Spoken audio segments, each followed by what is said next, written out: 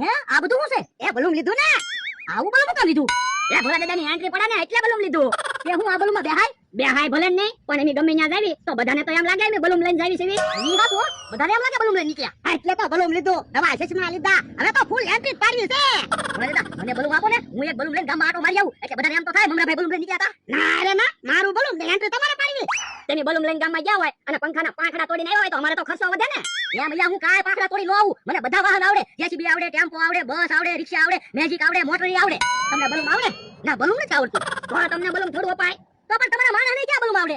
હવે હું હમણાં બલૂન લઈને ગામમાં જઈને આવ્યો. ઈ તો તું બલૂન ખંભે મૂકીને જઈને આવ્યો ને, હાકીને થોડો જોતો. પણ હું ભલે ને બલૂન ખંભે મૂકીને ગામમાં ગયો હોય, પણ ગામમાં ગમે એને જઈને પૂછો એટલે બધા એમ જ કહે હમણાં ભોળા દાદા માણસ બલૂન લઈને ગયો. આ ઈ હાસુ હો, તેની બે સવો બુદ્ધિ વાળા. ખંભે બલૂન લઈને નીકળો ને તોય બધાને એમ જ કહેવું પડે બલૂન લઈને નીકળ્યા હતા. હવે તો ગમે ત્યાં જાવી બલૂન લઈને જવું છે એટલે બધા તો એમ કે ભોળા દાદાની બલૂન લઈને જાય. ઈ હાસુ હો, હે બલૂન લેવા? હા ભોળા દાદાને એને બલૂન લીધું. હે તો હાલો પાર્ટી આપો. બલૂન લીધું પાર્ટી તો દેવી પડે ને કામ અમારા ભાઈ. તો પાર્ટી તો આપી જ પડે ને. આપા તમારે હું ખાવું ઈ કે ને? એ પનીર બનાવી તો? હા પનીર ને રોટલા ખાવાની મજા આવી જાય. આ તો અહીંયા પૈસા બધા આટલું પનીર બનાવો. અને આમ જો બાજરાનો લોટો પીડ્યો છે, રોટલાય બનાવી નાખજો. એ વાંધો નહીં. ભોળા દાદા હાલો આપણે બલૂન લઈને કેહા કાકાને જમરૂ કાકાને એને કહેતા આવી. એ હારું આય. ભાઈ હા 2000 રૂપિયા આપ્યા બધાને પનીર થઈ રહે. બધાને પનીર તો થઈ રહે પણ આપણે કાઈ વચ્ચે નહીં. હે ભોળોની બોલ લઈને આવે પંખો રિપેર કરવા જાતા લાગે. કે કાકા જમરૂ કાકા આધારે જો નકર બલૂન નો પંખો વાગી જાહે. હે બલૂન છે? હા બલૂન લીધું ને. હા ક્યાં હાસુ બલૂન છે? તો શું છે? બલૂન. આ તો અમે બલૂન લઈને આવ્યા ને. એ બાપા ગધો છો પણ હરક પદુડો નો મચ્યો.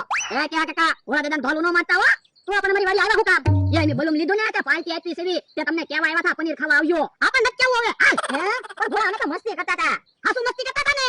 હા મસ્તી કરતા હતા ને. બાકી તમે બલૂન લઈને આવ્યા ને. આ તો વાંધો નહીં. લાય ભોળા અમે બલૂન લઈ લેવી. ના રે ના તમે બલૂન લઈને જાવ બધા જોવે તો એમ નો કે કાકા જમરૂ કાકા બલૂન લઈને જાય. એ તમે વાડીએ પોગો અમે હમણાં આવી. એ હારું જમરૂ રોજ આપણે તેલ મરચું ખાવી. હાય પનીર ખાવાનો મોકો છે. હા પનીર ખાવાની મજા આવી જાય.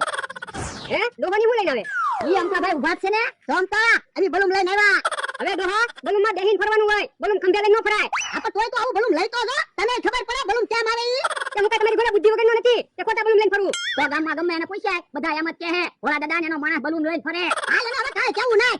અમે નવું બલૂન લીધું ને કે પાર્ટી આપી છે તમને પનીર ખાવાનું કેવા આવ્યા હતા. આપણે હવે એને પનીર નથી ખવડાવવું. હવે નથી ખાવું મારે તમારું પનીર. આ તો તમે બલૂન ખોટું લેવા બાકી હાચી રેલગાડી લેવા હોય ને તો હું તમારી વાડીએ ખાવાનું આવું. આ તો રસ્તામાં બે ત્રણ આંબા નડે ને ઈ કાપી નાખજે. અમારે ઓલી વાડીએ બલૂન લઈને જવું હોય ને તો નડે નહીં. હવે ડોહા આંબા કાપાની વાત તો તું કરે. જો આંબાનું એક પાંદડું પડ્યું ને તો સમજી લેજો તમે બે પડી ગયા.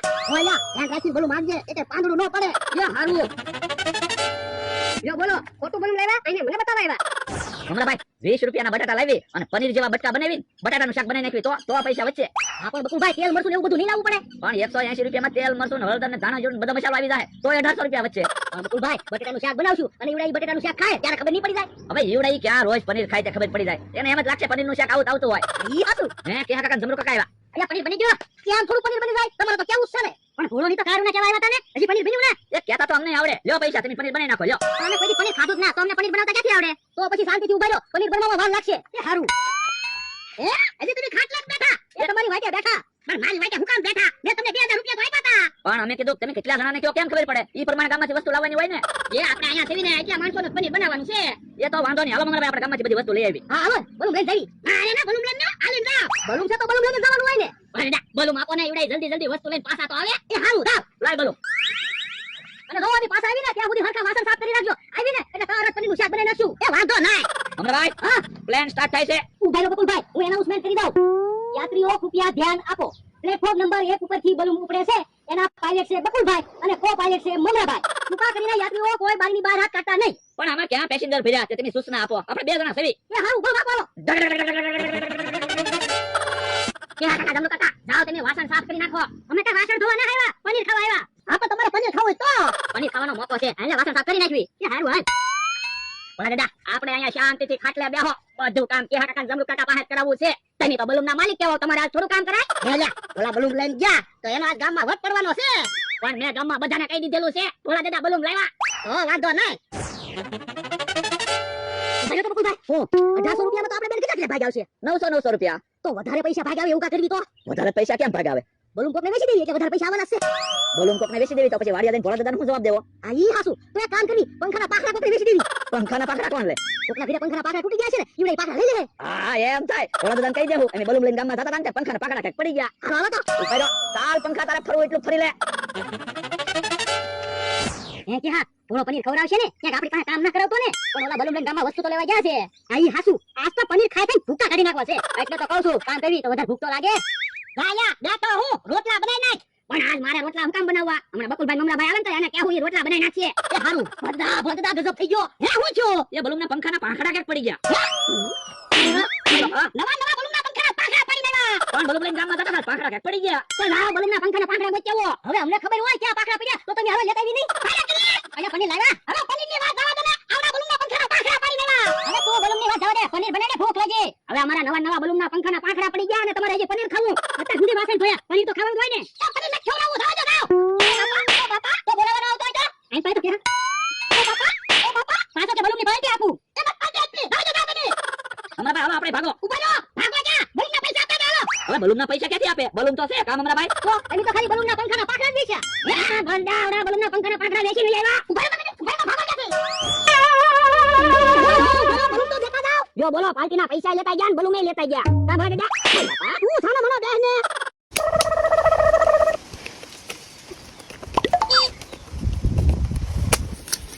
હાલો 500 નું બંધ.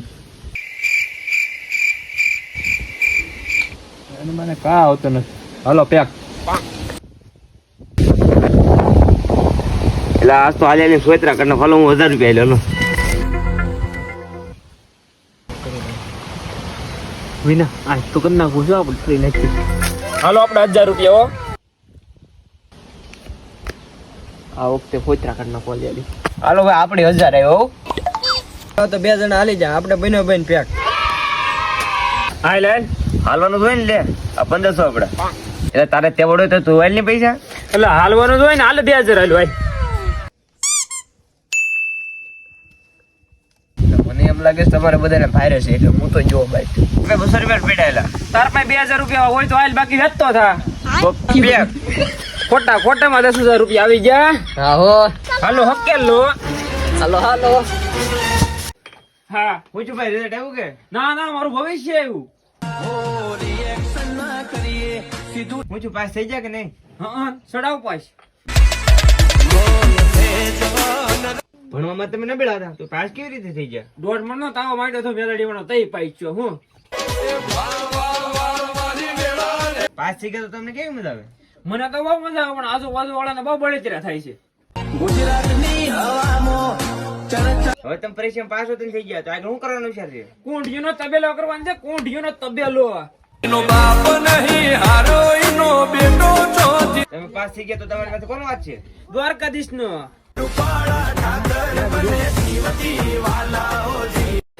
હા હું છું ભાઈ રિઝલ્ટ આવ્યું કે ના મારું ભવિષ્ય આવ્યું.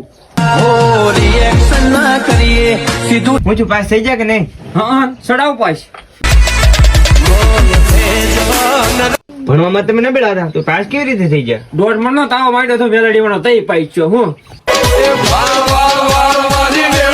પાસ થઈ ગયા તો તમને કેવી મજા આવે? મને તો બહુ મજા આવે, પણ આજુબાજુ વાળાને બહુ બળતરા થાય છે.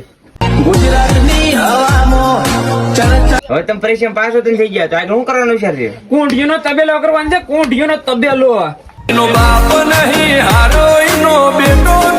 તમે પાસ થઈ ગયા તો તમારી પાસે કોનો વાત છે? દ્વારકાધીશ નો.